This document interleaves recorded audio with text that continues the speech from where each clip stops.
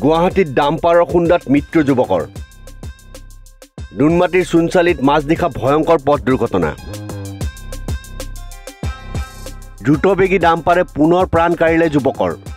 এইবাৰৰ স্থান গুৱাহাটীৰ নুনমাটিৰ চুনচালি অঞ্চল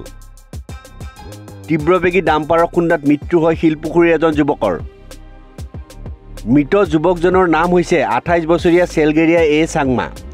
আনহাতে এই দুৰ্ঘটনাত খাৰগুলিৰ ভাড়াতীয়া হিচাপে থকা দুজন যুৱক আহত হৈ সম্প্ৰতি গুৱাহাটী চিকিৎসা মহাবিদ্যালয় হাস্পতালত চিকিৎসাধীন হৈ আছে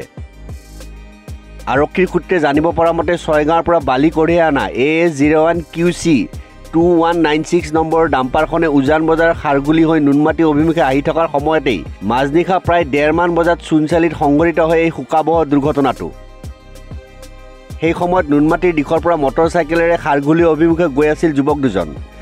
দুই বন্ধু চেলগেৰিয়া এ চাংমা আৰু পৰিমল ৰায়ে কৰ্তব্য শেষ কৰি AS01FJ7385 নম্বৰৰ বুলেট মটৰচাইকেলখনেৰে গৈ থকাৰ সময়তেই তীব্ৰ বেগেৰে অহা ডাম্পাৰখনে মটৰচাইকেলখনক প্ৰচণ্ড জোৰেৰে খুন্দা মাৰে ফলত মটৰচাইকেলৰ চালক আৰোহী দুই যুৱক ছিটিকি পৰে এই দুৰ্ঘটনাত গুৰুতৰভাৱে আঘাতপ্ৰাপ্ত যুৱক দুজনক পিছত স্থানীয় ৰাইজৰ সহযোগত নুনমাটি আৰক্ষীয়ে উদ্ধাৰ কৰি গুৱাহাটী চিকিৎসা মহাবিদ্যালয় হাস্পতাললৈ প্ৰেৰণ কৰে কিন্তু চিকিৎসাধীন অৱস্থাত GMCHত চেলগেৰিয়া এ চাংমাই শেষ নিশ্বাস ত্যাগ কৰে ইফালে যুৱকজনৰ মৃত্যুৰ পিছতে GMCHত এক হুলস্থুলীয়া পৰিৱেশৰ সৃষ্টি হয়